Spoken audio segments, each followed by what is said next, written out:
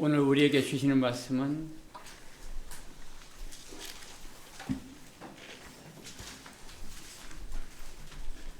고린도후서 6장 1절에서 10절 말씀입니다. 고린도후서 6장 1절에서 10절 말씀입니다. 제가 봉독해 드리겠습니다.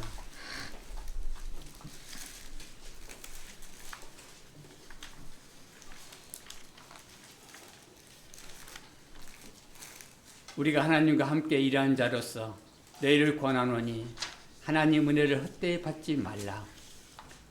이르시되 내가 은혜를 베풀 때에 너희에게 듣고 구원의 날에 너를 도왔다 하셨으니 보라 지금은 은혜 받을 만할 때요 보라 지금은 구원의 날이로다. 우리가 이 직분의 비방을 받지 않게 하려고 무엇이든지 아무에게도 거리끼지 않게 하고 오직 모든 일에 하나님의 일꾼으로서 자천하여 많이 견디는 것과 환난과 궁핍과 고난과 매맞음과 갇힘과 난동과 수고로움과 자지 못함과 먹지 못한 가운데서도 깨끗함과 지식과 오래 참음과 자비함과 성령의 감화와 거짓이 없는 사랑과 진리의 말씀과 하나님의 능력의 의의 무기를 좌우에 가지고 영광과 욕됨으로 그래했으며 악한 이름과 아름다운 이름으로 그래했느니라. 우리는 속이는 자 같으나 참되고 무명한 자 같으나 유명한 자요 죽은 자 같으나 보라 우리가 살아있고 징계를 받는 자 같으나 죽임을 당하지 아니하고 근심하는 자 같으나 항상 기뻐하고 가난한 자 같으나 많은 사람을 부유하게 하고 아무것도 없는 자 같으나 모든 것을 가진 자로라다. 아멘. 하나님이 이건 너무하시지 않나요? 라는 주제로 오세임 목사님께서 말씀 전해줄 때 많은 은혜 받으시길 바라겠습니다. 한 주간 평탄하게 사셨습니까? 좀 괴롭고 힘들게 사신 분 계신가요?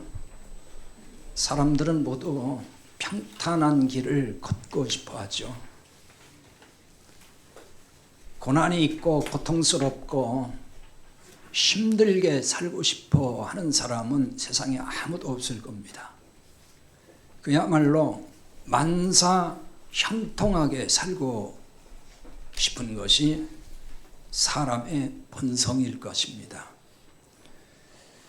그래서인지 사람들은 거의 다 종교라는 게 있습니다. 종교가 없다고 말을 해도 막상 위기에 직면하고 심지어 죽음 앞에 서게 되면은 종교성이 다 발동된다는 거죠. 각자의 신을 부릅니다. 삶이 힘들고 어려우면은 알지 못하는 신이지만 아무튼 도와달라 그러고 형통하게 해달라 그러고 간절히 빌고 그렇게 신을 찾고 신을 섬기기도 합니다. 예수님을 믿는다는 많은 사람도 어쩌면 이런 이유에서 교회를 다니는지도 모릅니다. 이 세상에서 좀 형통하게 살고 싶은 그 마음, 그것 때문에 교회를 찾고 예수님을 믿는다고 할지도 몰라요. 보통 죽어서 하나님 나라 간다 얘기하지만은 그건 그때고 당장 지금 눈앞에 벌어진 힘들고 어려운 일이 많으니까 좀 이 땅에서 형통하게 살고 싶은 마음에서 예수님을 믿으면 뭔가 좀 일이 잘 되지 않을까라고 하는 그런 기대감, 또 그것을 바라고 교회를 나온다는 거죠. 이 때문에 세상에서 형통하게 살아야만이 복받은 사람이라고 하는 인식을 대부분 갖고 있습니다. 그게 복받은 사람이다. 우환질교라도 있으면 그 복을 받지 못했기 때문이라고 생각을 한다는 거죠. 그래서 우환질구가 끊이지 않고 있으면은 이 교회를 나오더라도 그런 일이 자꾸 생기면은 기도가 부족해서 그런가? 믿음이 약해서 그런가? 뭐 이런 식으로 자꾸 접근을 하고 그런 생각에 사로잡힐 때가 많아요. 따라서 믿음이 부족해서 그런가 싶으니까 그냥 믿습니다를 연발하고 그러면서 막 기도를 많이 하기도 하고 또 내가 하나님 앞에 뭐 충성이 부족해서 그런가 열심히 식어서 그런가 해서 열심도 내보고 아무튼 뭔가를 자꾸 해보려고 합니다. 또 한편으로는 뭐 11조 떼먹으면은 뭐 어쩐다 이런 말을 들었기 때문에 내가 뭐 그동안 11조를 떼먹고 바치지 않아서 그런가 해서 또 11조를 충실하게 드려보기도 하고 할 것은 다 해보죠. 그렇지만 상황은 여전히 나아지지 않고 똑같습니다. 그래서 이렇게 산 세월이 수십 년이 된 교인들이 참 많아요. 평생 그렇게 사는 거죠. 그냥 교회 가면 여전히 복받지 못하는 것은 믿음이 작기 때문이다. 뭐 믿음의 그릇이 작기 때문이다. 이런 얘기를 자꾸 하고 그런 이야기를 많이 듣죠. 또 한편으로는 뭐 기도의 분량이 적다. 기도를 더 많이 해야 된다. 그래서 기도 시간도 늘려보죠. 또 헌신을 해야 복을 받는 건데 당신이 헌신이 부족한 것이다. 그래서 그 헌신의 분량을 채워보려고 열심히 또 한다는 말입니다. 그런데 또 이런 사람도 있어요. 자기가 좀 계속 어려우니까 또 어떤 식으로 이야기하냐면은 그 당대 복을 받지 못하면은 자손 때 가서 당신 자식이 복 받고 아니면 손자라도 복을 받는다. 또 이렇게 얘기를 한단 말이에요. 그러니까 이런 말에 세뇌가 돼가지고 안간힘을 써가면서 정말 열심을 내본다고요. 그렇게 할 수 있는 형편도 아닌데 정말 힘겹게 그 신앙생활을 하는 거죠. 그러니까 내가 복을 받지 못해도 내 자식이나 손자라도 복을 받겠지 하면서 또 이제 스스로 위로하는 거죠. 그리고 또 다시 열심을 내고. 그래서 어떤 교인은 기초생활수급자가 돼서 그저 간간히 연명하다시피 하는 사람인데도 불구하고 그 쌈짓돈까지 바치면서 충성을 바치고 있다. 이런 얘기를 들은 적도 있습니다. 여러분, 이런 것이 성경에서 가르치는 복음일까요? 이렇게 신앙생활 하는 것이 이게 복음적인 바른 신앙생활이냐 하는 거예요. 성경이 가르치는 복음에 눈이 감겨 있으면은 이런 범주에서 벗어날 수가 없어요. 이 굴레에서 헤어나오지를 못한다는 거죠. 평생 그렇게 그냥 사는 거예요, 신앙생활. 그러려니 하고서. 그 얼마나 부자요하고 얼마나 억압되어 있고 얼마나 눌려 있고 얼마나 힘든 겁니까? 복음이란 그렇게 힘들고 눌려 있고 억압되고 그런 게 아니에요. 하나님의 일꾼으로 살았던 이 한 사람을 보십시오. 오늘 4절 5절에 보면은 환난, 궁핍, 고난, 매맞음, 갇힘, 난동, 수고로움, 자지 못함, 먹지 못함. 자, 이 단어들 뭐 굳이 제가 설명하지 않아도 감으로 이게 무슨 뜻인지는 좀 들어올 거예요.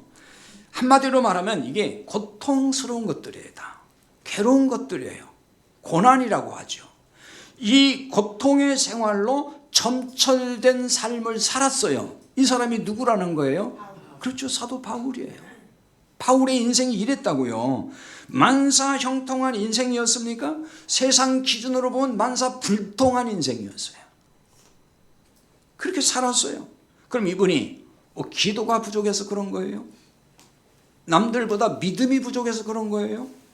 아니면 열심히 부족하고 충성스럽지 못해서 그런 겁니까? 사도 바울이 누구인지를 안다면은 그렇다고 말할 사람은 아무도 없을 거예요. 누구보다 믿음이 좋았어요. 누구보다 기도 많이 했어요. 누구보다 헌신적이고 정말 목숨 걸고 목숨 내놓고 복음을 위해 살았던 사람이잖아요.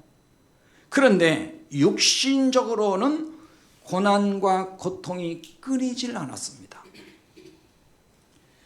이 정도 되면은 하나님 이건 너무 심하지 않습니까? 이런 불평이 나올 법도 하지 않나요? 하나님 제가 뭐 나쁜 짓이라도 했습니까?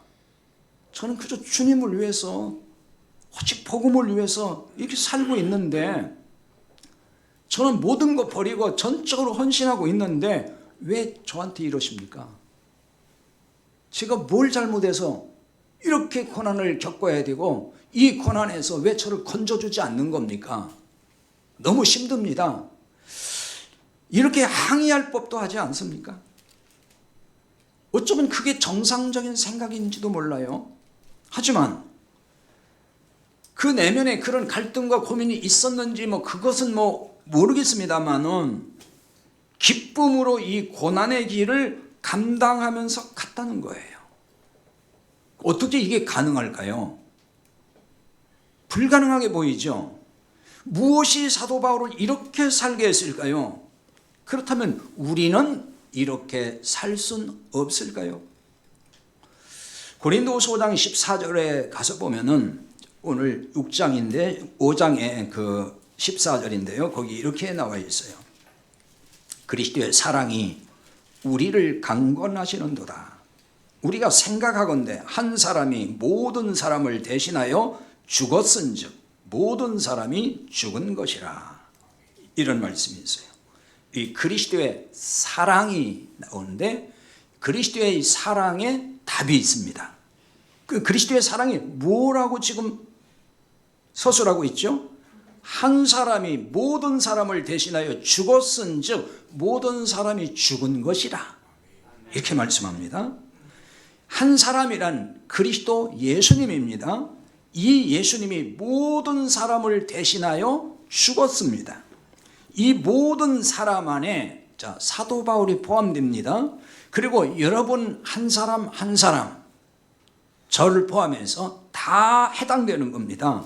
예수님이 저와 여러분을 대신하여 십자가에서 죽었어요. 예수님이 나를 대신해서 죽었기 때문에 누가 죽은 거예요? 내가 죽은 거예요. 여러분이 죽은 거예요. 내가 죽어야 할 사람인데 예수님이 대신 죽었단 말이에요. 내가 왜 죽어야 할 사람입니까? 하나님을 떠난 죄인이었다는 거예요. 로마서 3장 23절에 보면 모든 사람이 죄를 범하였음에 하나님의 영광에 이르지 못하더니 그래요. 모든 사람이 죄를 범했대요. 여기 죄를 범했다는 얘기는 과거형으로 되어 있어요. 과거에 우리가 다 죄인이었다는 얘기예요. 하나님의 영광에 이르지 못했다는 얘기는 하나님의 영광에 도달하기에 부족하다, 결핍된 자다, 그런 얘기입니다. 죄 때문에. 그래서 로마서 6장 23절로 가서 보면은 죄의 싹은 사망이요 하나님의 은사는 그리스도 예수 우리 주 안에 있는 영생이니라, 이렇게 말씀을 해요. 죄의 싹은 값습니다. 대가. 그 죄 문제가 그대로 있으면 그 죄값으로 사망이다, 죽는단 말이에요. 영원한 사망이에요. 그 대신 하나님의 은사, 이건 선물이란 말이에요. 하나님의 선물은 영생이다. 영생은 선물로 받는 거라, 그런 얘기예요. 모든 인간은 죄값으로 사망에 처하게 되어 있어요. 영원한 멸망에 처하게 되어 있단 말이에요. 그런데 예수님이 그리스도로 오셔서 우리를 대신하여 죽으셨어요. 그러므로 죄인인 우리가 죽은 것이 된다는 거예요. 죄인이었던 우리가 죽었단 말이에요. 하지만 우리가 죽은 것으로만 끝났을까요? 예수님이 죽었다 다시 살아나심으로 우리도 산자가 됐다는 거예요. 우리와 연합하여 대신하여 죽었고 우리와 연합하여 살아나셨다, 그 말이에요. 그래서 로마서 6장 5절로 가서 보면 만일 우리가 그의 죽으심과 같은 모양으로 연합한 자가 되었으면 또한 그의 부활과 같은 모양으로 연합한 자도 되리라, 이렇게 말씀합니다. 그리스도의 연합을 말씀해요. 따라서 어떤 결과가 나타났을까요? 고린도후서 이제 5장 21절로 가서 보면은 하나님이 죄를 알지도 못하신 이를 우리를 대신하여 죄로 삼으신 것은 우리로 하여금 그 안에서 하나님의 의가 되게 하려 하심이라 그랬어요. 죄인이었던 우리가 하나님의 의가 되었습니다. 여러분, 이게 얼마나 놀라운 사실입니까?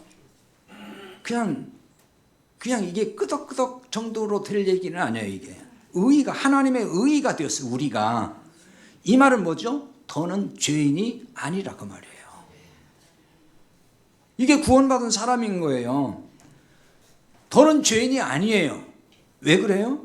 죄인인 내가 죽었잖아요. 죄인인 내가 죽었는데 없잖아요 이제. 그러니까 이제 더는 죄인이 아니에요. 그리고 죽고 살아났잖아요 다시. 그러니까 죄인은 죽었고 이제 새로운 사람으로 나왔다 그 말이에요. 그러니까 죄인이 아닌 거예요. 하나님의 의가 되었다는 말은 그 뜻인 거예요. 이를 두고서 고린도후서 5장 17절에서는 새로운 피조물이라고 하는 거예요. 새롭게 창조된 자. 그러니까 죽었으니까 이제 없잖아요. 그걸 옛사람이라 그래요. 그걸 옛사람을 장사 지냈다 이렇게도 말을 해요. 그게 세례고. 이제 새롭게 전혀 다른 사람으로 나왔어요. 죄인이 아닌 사람으로, 의로운 사람으로 나왔다는 얘기예요. 그게 새로운 피조물이라고 하는 것입니다. 그러니까 죄인이 의인이 되었으니까 이제 전혀 다른 존재가 된 거죠. 이런 걸 구원이라고 하는 거예요. 고린도후서 5장 14절에 바울이 말하는 그리스도의 사랑이 바로 이런 사랑인 거예요. 지금 이 사랑을 얘기하는 거예요. 그러니까 이 사랑이 강권한다는 거예요. 여기 강권한다는 얘기는 헬라어의 슈네코라는 동사인데요. 이게 결합한다는 뜻이 있어요. 그래서 그리스도의 사랑과 결합한 상태. 그리스도의 사랑과 연합했다 그 얘기입니다. 바울이 복음을 위해 사는 길이 고난과 고통의 연속이었지만은 기쁨으로 감당할 수 있었던 이유가 여기에 있었단 말이에요. 그리스도의 사랑과 결합했기 때문입니다.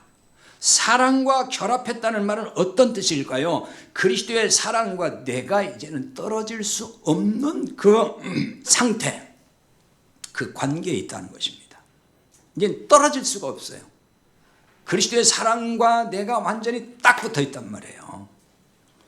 강권하다로 번역한 이 시네코라는 동사는 또 어떤 뜻으로 쓰이냐면요, 완전히 붙잡혔다, 완전히 붙잡혔어요. 꼼짝 못하게, 그런 뜻으로 사용해요. 이런 뜻으로 보면은 그리스도 사랑과의 연합은 그리스도의 사랑에 붙잡혔다는 거예요. 내가 그냥 꼼짝 못하도록 완전히 붙잡혔어요. 주님이 나를 이 정도로 사랑한다는 것이고 나도 주님을 이렇게 사랑한다는 얘기가 되는 거예요. 이 같은 사랑이 얼마나 놀라운 은혜인지 사도 바울이 깊이 깨달은 거예요. 이 사랑을 깨달은 겁니다. 쇳덩어리에 불과해서 아무 자격이 없는 나에게 영원한 생명을 주신 바로 그 은혜입니다. 이런 죄인을 살리기 위해서 죽기까지 사랑하신 그 은혜, 이 은혜가 숱한 고난 중에 살아가는 바울의 능력이었다는 거예요. 그게 능력이었어요. 이 은혜가 기쁨으로 복음을 위해 살아가도록 만들었어요. 그래서 어떤 고난도 이 기쁨을 빼앗지 못한 것입니다. 이런 삶은 위대한 사도 바울에게나 해당하는 것일까요? 종종 이런 얘기를 하면은 그거는 뭐 사도 바울같이 특별한 사람이나 그런 거죠. 감히 어디 우리가 어떻게 그렇게 살아요? 이런 분들이 종종 있어요. 만약 그렇다면은 굳이 이 같은 내용을 성경에 왜 기록했을까요? 이렇게 위대한 사람이 있으니 숭배 좀 해라, 뭐 사도 바울 숭배하라, 뭐 그래서 이런 거 기록해 놨을까요? 그런 얘기가 아니잖아요. 성경의 내용은 특정한 사람을 위한 말씀이 아니에요. 특정한 사람에게나 해당되는 말씀이 아니란 거예요. 성경은 모든 성도, 그리스도의 사랑과 연합한 모든 사람에게 다 해당하는 것이고 그들을 위해서 주신 말씀인 거예요. 따라서 성도라면 고난이 와도 기쁨으로 복음을 위해 사는 성도가 된다는 거예요. 복음을 위해 사는 길에서 고난이 그치지 않아도 기쁨으로 그걸 감당할 수 있다는 거예요. 왜? 하나님의 그 은혜가 능력이 되니까, 힘이 되니까 그래요. 고난 중에도 기쁨으로 감당할 수 있는 그 무기가 있어요. 그 무기가 뭘까요? 7절에 보면 이렇게 말씀해요. 진리의 말씀과 하나님의 능력으로 의의 무기를 좌우에 가지고, 진리의 말씀과 하나님의 능력으로 의의 무기를 좌우에 가지고. 자, 여기 진리의 말씀과 하나님의 능력으로 그랬죠. 으로 그랬지만 사실은 안에 그 말입니다. 원문에서는 이게 영어로 말하면 안에 그 말이에요. 진리의 말씀과 하나님 능력 안에 있는 의의 무기, 그걸 좌우에 가졌다, 잡았다, 그 얘기입니다. 이건 이제 로마 군병이 전쟁터에 나갈 때에 그 상황을 가지고 기록한 거예요. 로마 군병들이 전쟁터에 나갈 때 오른손에는 칼을 잡고 왼손에는 방패를 잡고 이게 무장을 합니다. 그와 같이 그렇게 무장하듯이 의로움이 무기라는 거예요. 의로움이 무기라는 거예요. 그러니까 의로움은 하나님께서 죄인을 의롭다고 인정해 주신 바로 그 의인 거예요. 우리 죄인이 죽었잖아요. 그리고 하나님의 의가 됐다 그랬잖아요. 바로 그 의. 그 의란 말이에요. 그게 무기라는 말이에요. 그러니까 이 의가 방어용 무기도 되고 공격용 무기도 된다는 거예요. 여기 이제 무기라고 번역한 말이 원문에는 복수형으로 되어 있어요. 그러니까 의라는 무기를 양손에 다 가지고 있는 거예요. 그게 무기고 공격용 무기가 되는 거예요. 근데 이 의로움은 인간의 도덕적 의로움이 아니에요. 하나님의 의, 하나님의 의를 의롭다고 해준 거. 우리가 도덕적으로 완전하지 않잖아요. 근데 의롭다고 해주신 그 의, 그걸 말하는 거란 말이에요. 그래서 진리의 말씀과 하나님의 능력 안에 있는 의의 무기, 이렇게 말씀하는 거예요. 그럼 진리의 말씀이 뭐예요? 그렇죠, 복음이잖아요. 진리의 말씀은 복음입니다. 로마서 1장 16절에는 이렇게 말씀하죠. 이 복음은 모든 믿는 자에게 구원을 주시는 하나님의 능력이 됨이라. 복음의 능력이 이거예요. 다른 능력이 아니에요. 구원을 주시는 하나님의 능력. 그럼 모든 믿는 자에게 주시는 하나님의 능력이 뭐냐면 의롭게 되는 걸로 나타나는 거죠. 왜? 구원받은 것이 의롭게 된 거잖아요. 그게 능력이라는 거예요. 그러니까 죄인을 의인이라고 인정해 주신 거, 그게 능력이에요. 바울은 이것을 하나님의 능력 안에 있는 의의 무기, 이렇게 말씀을 하는 거예요. 성도에게 그러면 왜 이런 무기가 필요할까요? 공격하는 대적자가 있기 때문에 그래요. 여러분 간혹 그런 얘기 들어보셨죠? 아니, 당신은 그렇게 평생 교회 가서 충성하고 헌금하고 봉사하고 기도를 많이 하고, 그런데 왜 이렇게 힘들어 인생이? 왜 이렇게 고난이 있는 거야? 왜 사업을 망했어? 왜 병들어 고생이야? 이렇게 비아냥거리면서 공격을 하는 사람들이 있어요. 그래서 힘들어하는 사람들이 많아요, 사실은. 그런 이유 때문에 어떤 공격을 하는 거죠. 그래서 그게 너무 힘들어요. 그 많은 대적자가 있어요. 뭐 그 외에도 여러 가지로 공격하는. 그런데 그 대적자 중에서 진짜 중요한 부분이 있어요. 누가 진짜 대적자가 되느냐? 나 자신이라는 거예요. 내가 나의 대적자가 될 수 있다는 거, 그거 알아야 돼요. 그럼 왜 내가 나에게 대적자가 될 수 있는지를 한번 생각을 해보자고요. 사도 바울에게 찾아온 그 환난, 궁핍, 고난, 매맞음, 갇힘, 난동, 수고로움, 자지 못함, 먹지 못함, 자, 이런 걸 통해 생각을 해보자고요. 이게 전부 좀 괴로운 것들이잖아요. 고통스러운 것들이에요. 바울이 당한 이러한 고통이 우리에게 찾아와 봤다고 생각을 해보세요. 여러분에게. 한두 가지가 아니잖아요, 지금 이게. 사실 한 가지의 고통만 있어도 너무 괴로워요, 사실 사는 게. 근데 이게 그냥 5만 가지가 다 있어요, 지금. 그냥 다, 모든 게 다 힘든 것들이에요. 한두 가지 고통스러운 일도 힘든데 온갖 고난이라는 고난은 다 있어요, 지금. 다 질비하게 널려 있어요. 그렇지만 그래도 믿음이 있으니까 사람들은 한동안은 견딜 수 있을 거예요. 그러나 시간이 지나면 좀 나아지겠지 기대했는데, 좀 시간이 지나면 하나님이 나를 도와주시고 내가 좀 회복되겠지 했는데, 시간이 지나도 날이 가고 한 달 가고 두 달 가고 1년 가고 2년 가고 계속 지나는데 하나도 달라지는 게 없어요. 똑같아. 아니, 더 어려워져. 계속해서 힘들어요. 이렇게 계속 고통의 상태가 지속되면은 별별 생각이 마음을 이제 괴롭힌다고요, 그때부터는. 그렇잖아요. 하나님이 정말 계시는 거 맞나? 하나님 나를 사랑하시는 거 맞나? 내가 무슨 뭘 잘못한 게 있나? 기도가 부족한가? 진짜 내 믿음이 그릇이 부족해서 그런가?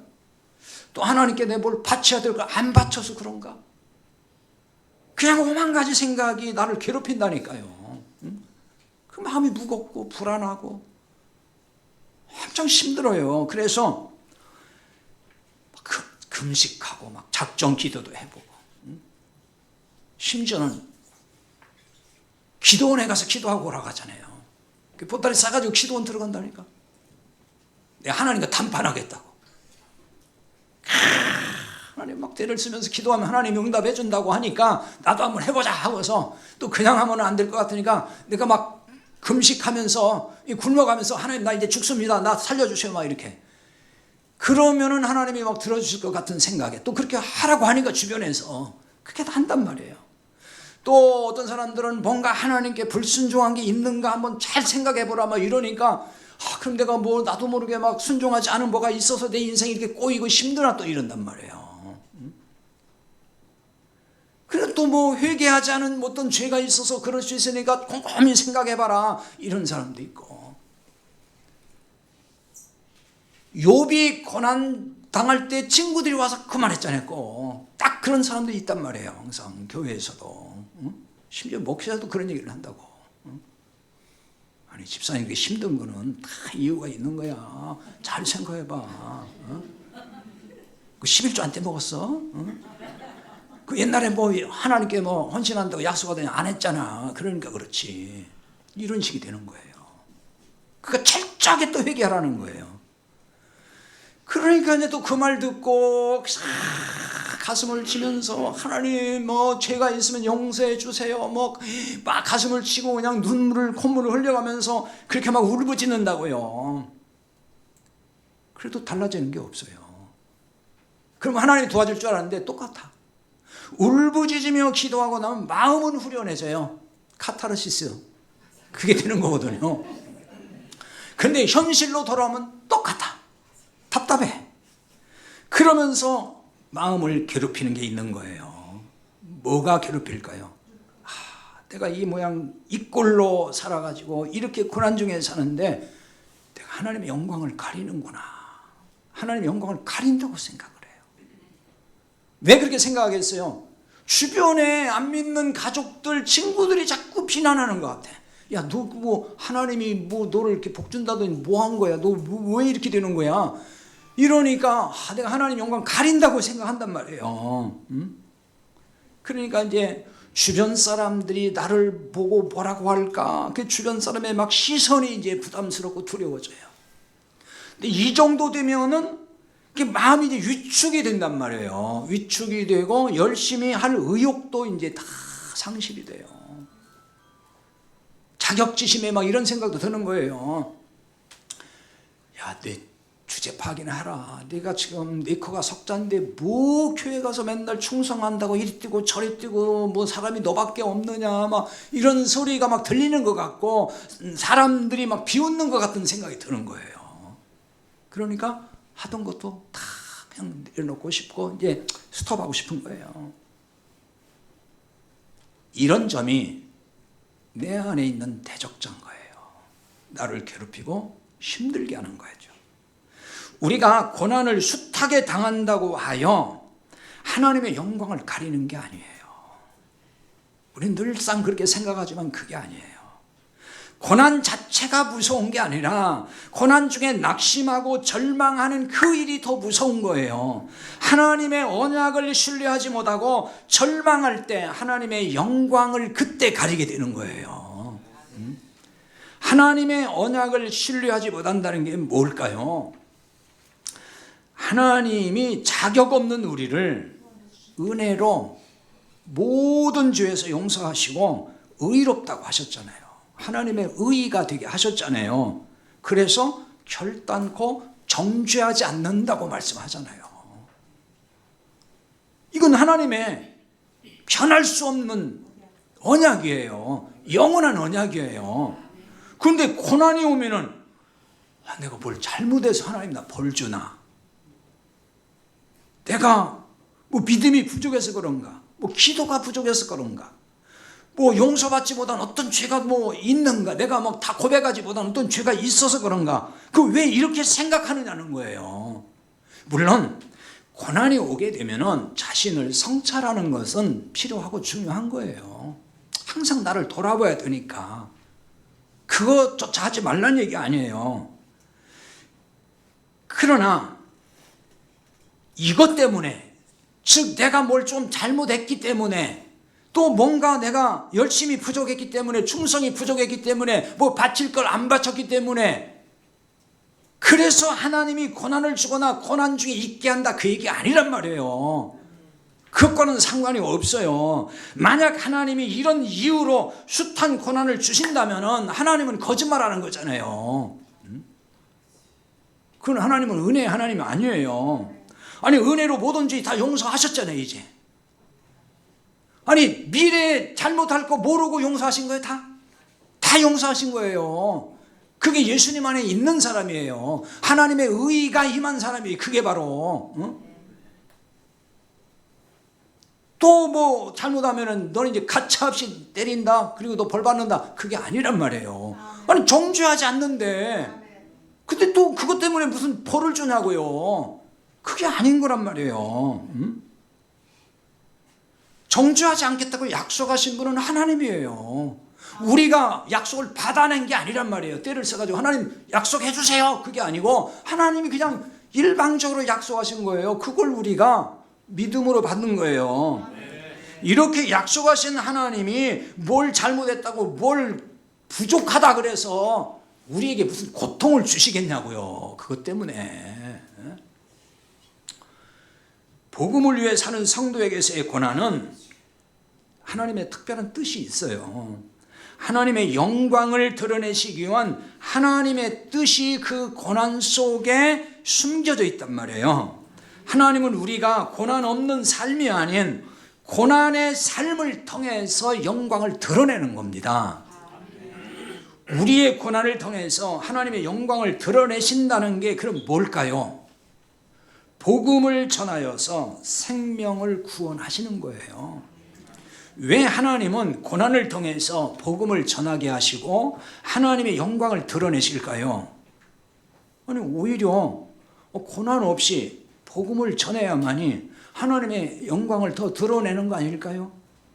우리 이런 생각 들잖아요. 솔직히 아니 기왕이면은 세상에서 크게 성공도 하고 돈도 많이 벌고 비까비까 그냥 차도 타고 다니고 뭐 그러면서 예수 믿으세요. 예수님 믿으면 나같이 이렇게 성공하고 출세도 하고 좋은 차도 타고 잘 삽니다. 그래 예수 믿으세요. 이러면 훨씬 더 복음이 막 잘 먹힐 것 같고 사람들이 야 그렇구나 나도 믿어야 되겠네 하면서 교회 막 따라 나올 것 같고 뭐 그런 생각 들잖아요.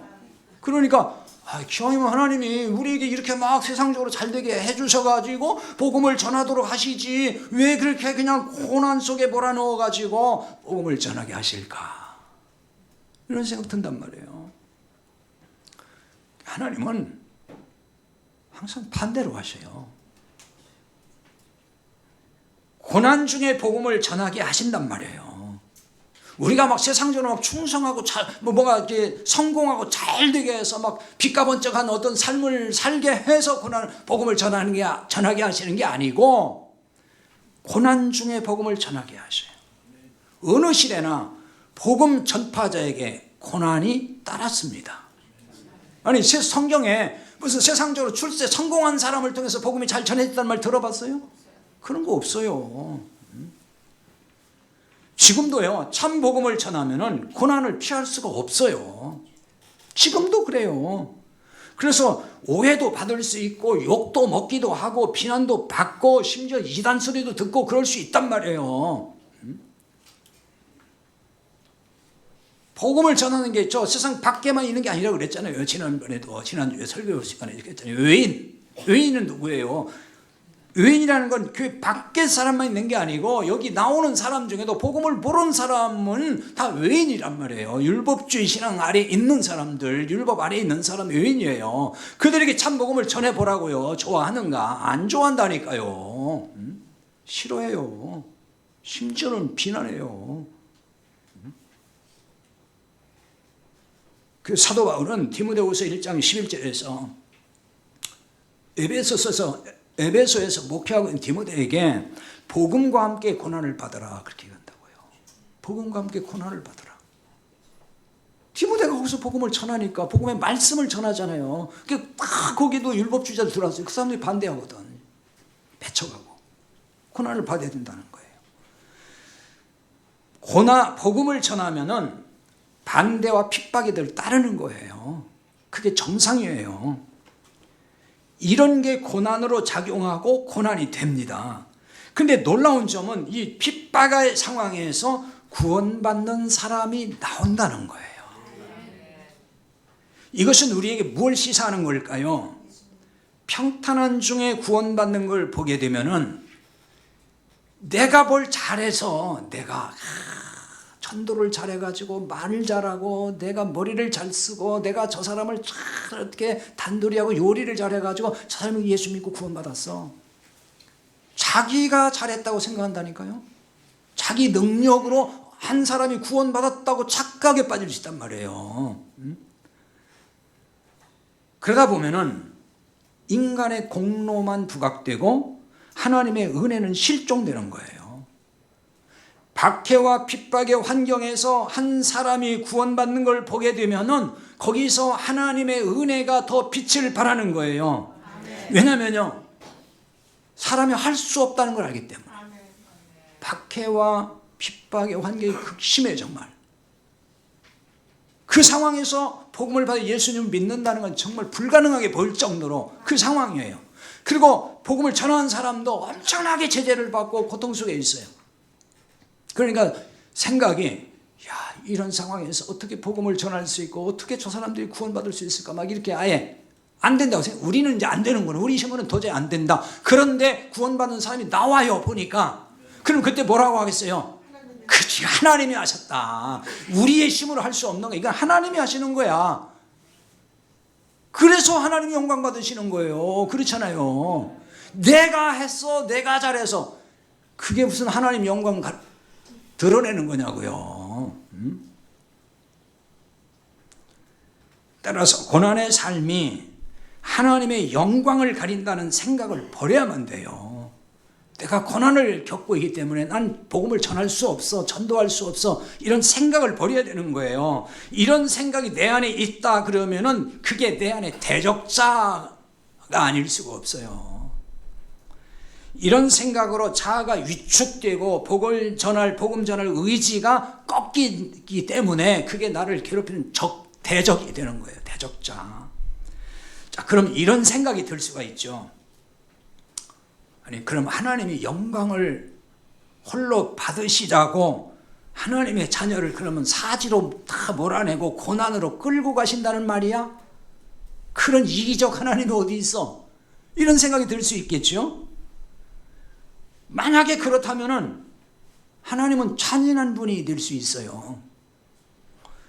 하나님은 전능하시기 때문에 우리에게 있는 고난을 순식간에 사라지게 할 수 있어요. 평생 안고 사는 지병도 하나님은 순식간에 고칠 수도 있어요. 온갖 고통의 요소 제거할 수 있죠. 왜? 하나님 전능하시니까요.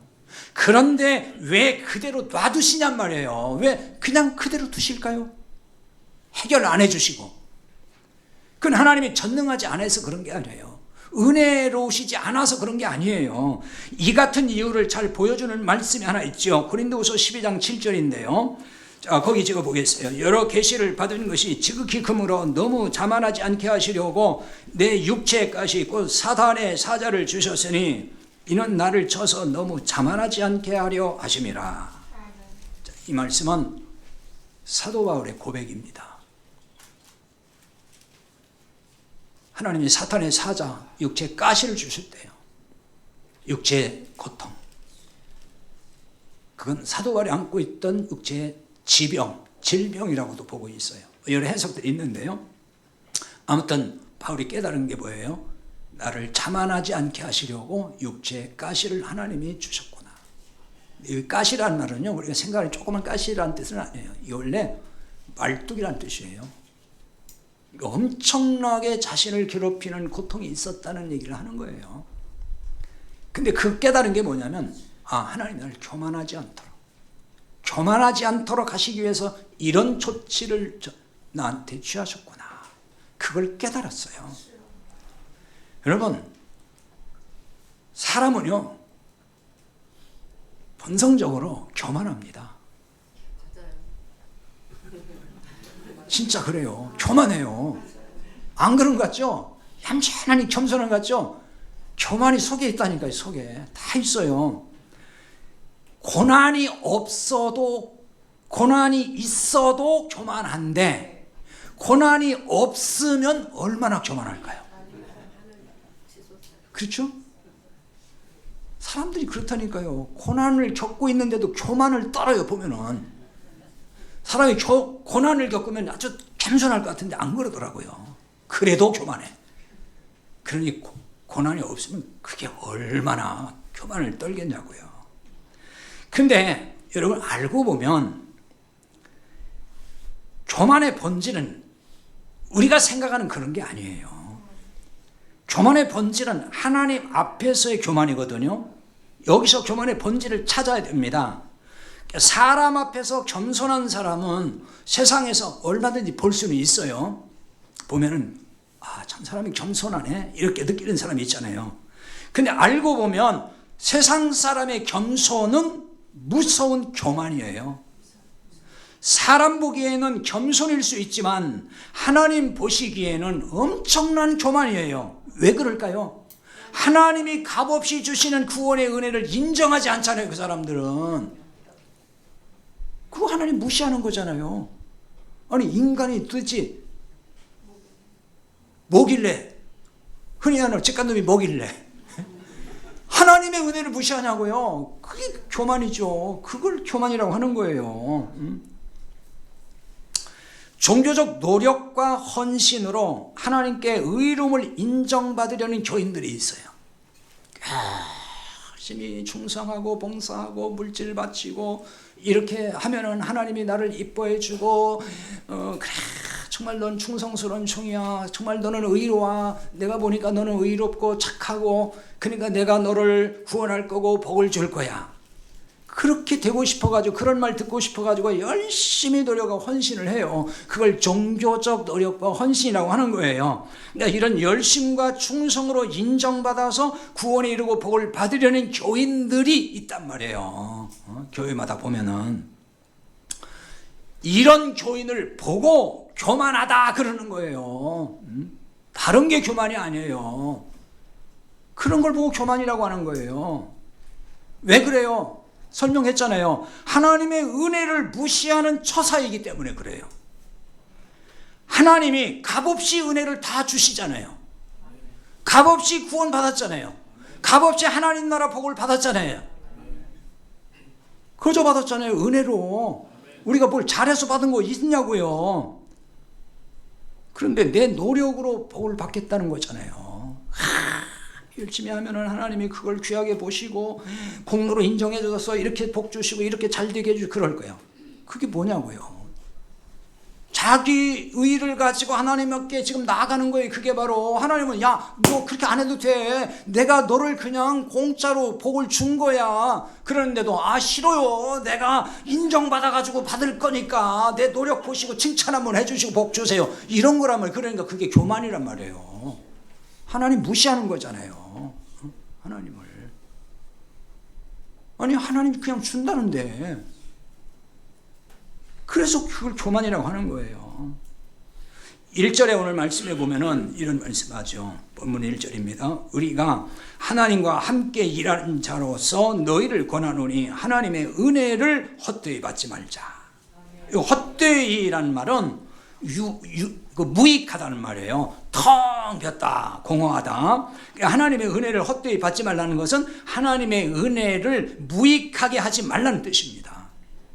내 노력의 결과로 구원받으려 하거나 복을 받으려고 하는 것은 하나님의 은혜를 무익하게 만든다는 거예요. 공허하게 만든다는 얘기예요.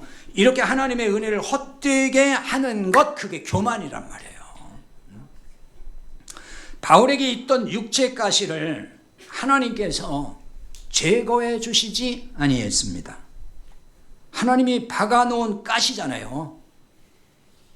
그럼 하나님의 영광을 가린다고 할 수 있어요? 하나님이 육체 가시를 박아놓고 너 네 고통 때문에 내 영광 다 가려진다 이렇게 말씀하시겠냐고요. 오히려 반대라는 거예요. 하나님의 영광을 받으시기 위해서 가시를 주셨다는 거예요. 하나님의 영광을 받으시기 위해서. 육체의 가시는 말씀드린 대로 고난입니다. 엄청난 고난이에요. 근데 어떻게 하나님의 영광을 받으시는 걸까요? 자, 이 문제를 풀기 위해서 바울의 또 다른 고백을 살펴볼 필요가 있어요. 사도 바울에게 있었던 육체 가시란 말씀드렸듯이 고질적인 어떤 질병, 지병 뭐 이렇게도 볼 수 있어요. 근데 이 병을 고쳐달라고 하나님께 3번 간구했다 그랬어요. 3번 간구했다는 얘기는 한 번, 두 번, 딱 3번 그 얘기가 아니고요. 여러 번 간구했다는 거예요. 그런데 하나님의 응답이 이러했습니다. 고린도서 12장 9절에 나와 있는데요. 나에게 이르시기를 내 은혜가 내게 족하도다. 이는 내 능력이 약한 데서 온전하여짐이라 하신지라. 이렇게 말씀해요. 우리가 몸과 마음이 너무 약한 존재인 점을 알게 됩니다. 여러 가지 내가 무능하다는 걸 알아요. 그래서 잘 넘어지기도 하고 실수도 잘하고 내가 이 정도밖에 안 되는구나, 내가 이렇게 부족하구나, 내가 이렇게 정말 무능하구나, 이걸 잘 알아요. 그러면 이런 사람은 누구를 의지하고 신뢰할까요? 그렇죠. 하나님을 의지하고 신뢰하게 만드는 거죠. 이런 사람들은 자기의 약함을 알아요. 자기 약함을 알기 때문에 교만 떨지 않는단 말이에요. 그러니까 무슨 얘기냐, 이 얘기는 사람 앞에서 제가요 뭐 이렇게 안 한 그런 겸손 떤다는 게 아니고 오로지 하나님의 은혜만 붙든다는 거예요. 하나님 저 안 돼요. 제가요 아무리 애를 쓰고 금식을 하고 별짓을 다 해봤는데 하나님 제가 안 되네요. 하나님의 은혜를 저를 붙들어 주지 아니하면 저는 불가능입니다.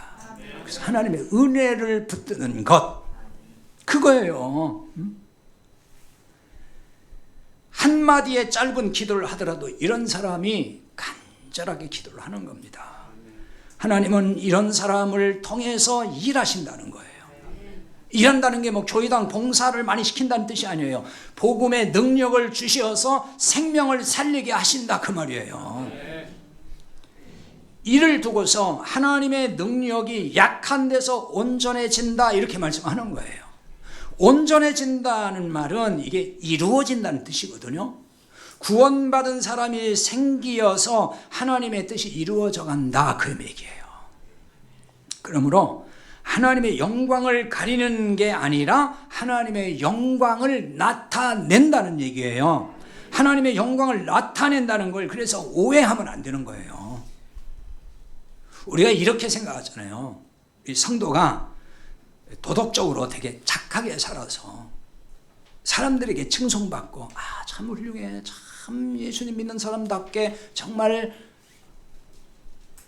좋은 사람이야 뭐 이런 얘기를 듣는 것이 하나님께 영광 돌리고 그래서 하나님 영광 받으신다는 생각을 우리가 많이 하잖아요. 하나님께 영광을 돌린다, 하나님께 영광이 된다는 얘기는 성경에서 그 얘기를 하는 거 아니에요. 어떤 사람이 뭐 보이지 않는 그 선행을 했다는 얘기가 언론에 보도될 때 있죠.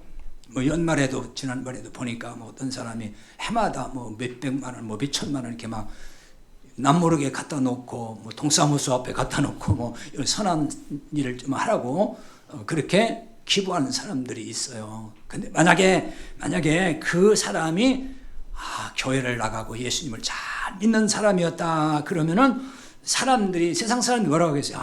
그렇구나. 예수님 믿는 사람 저렇게 착하구나. 참 훌륭하구나. 이런 얘기로 이제 칭송을 하겠죠. 그런 걸 가지고 우리는 그래서 하나님께 영광을 돌리는 것이다 라고 생각을 한다는 거죠. 우리가 보통. 하나님은 그런 걸 통해서 영광 받는다고 말씀하는 게 아니에요. 세상 사람들이 뭐 칭송한다 그래서 하나님 영광 받으시겠어요? 세상 사람하고 그 구원받지 못한 사람들하고 하나님과 무슨 관계가 있습니까 지금? 하나님의 자녀 아니잖아요. 세상 사람에게서 성도가 칭송받는 것이 나쁘다는 얘기 아니에요. 당연히 그렇게 살아야 돼요. 우리는 칭송받고 칭찬받고 살아야 되죠. 하지만 그렇다고 해서 그것이 하나님이 세상 사람에게 영광 받는 것이 아니라는 거예요. 하나님은 이 땅에서 구원의 뜻이 이루어질 때 비로소 영광 받는다는 사실을 기억해야 되는 겁니다. 사도 바울에게 내 은혜가 되게 족하도다라고 말씀하신 그 하나님은 오늘 우리에게도 말씀하시는 거예요. 여러분에게 말씀하시는 거예요. 내가 고난 중에 있지만 하나님의 은혜가 지금 충분하다 이렇게 말씀한단 말이에요. 고난 중에 있지만 하나님이 영광받는 구원의 사역에 쓰임받기를 원한다는 겁니다. 그러니까 여러분 힘든 인생길에 접어들었다 그래서 너무 낙심할 거 없어요. 하나님이 그 고난 속에서 구원의 놀라운 역사들을 이루어 가실 거예요.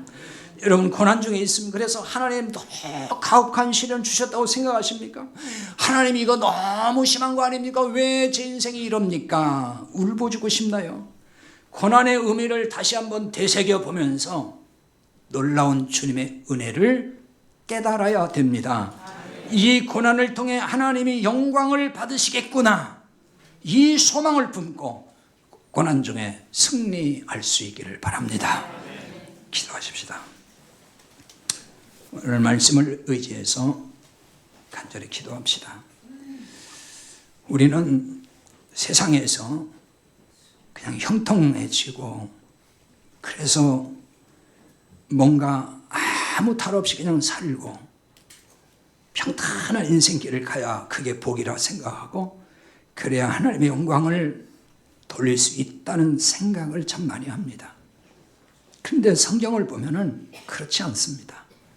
고난 통해서 고난 중에 있지만 하나님의 영광을 드러내기요 영혼을 살리는 이 귀한 사역들을 또한 감당케 하신 분이 하나님이십니다.